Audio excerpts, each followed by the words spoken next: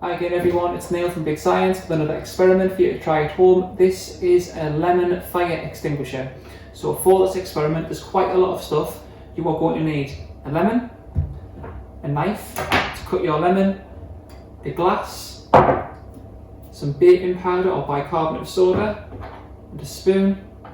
You'll also need a candle, a glass jar or a glass, and a lighter or matches. Now you will definitely need a grown-up helper to help with this one. It's really important that you don't try this one without a grown-up helper. So to start with, we're going to make some fire. So before you continue any further, please make sure you have a grown-up helper. Now, we're going to make fire. Now fire needs three things. The first thing it needs is fuel, something to burn. So for this we've got our candle.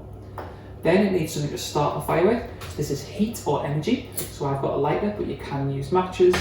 And then it needs something else. It needs oxygen. Now oxygen is in the air all around us. It's also in this jar because there's air in the jar. So this is where we're going to place our candle after it's being lit for safety. Now this bit your grown-up must do. Your grown-up is going to carefully light the candle. And you can see the candle is now on fire. There's a flame. And this is using oxygen. Now, if there was no oxygen, this flame would go out because it needs oxygen. So what we're going to carefully do, you're going to need to do this as well, is carefully put your candle into your jar or your glass. So it's now burning inside the jar or glass. And then we're ready to move on to the next stage, and that can just be left somewhere safe. So now it's time to make our lemon fire extinguisher. Now for the first bit, you need to get your grown-up to use the knife and to cut your lemon in half, and then you can squeeze the juice of the lemon into a glass. I've already got the juice of a lemon in here. Now a word of warning, if you have any cuts or grazes on your hands, get someone else to squeeze the lemon, because the acid is going to sting if it gets into any of those cuts. But the acid is what makes this lemon fire extinguisher work.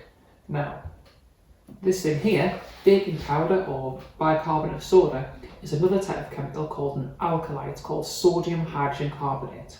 Now when an alkali and an acid mix together, they react to make this gas called carbon dioxide.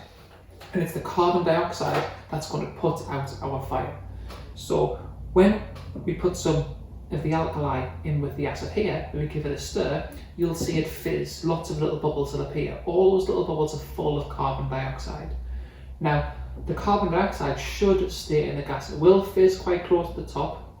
If you put in too much of the alkali, it will fizz over, so you might want to do it on a tray.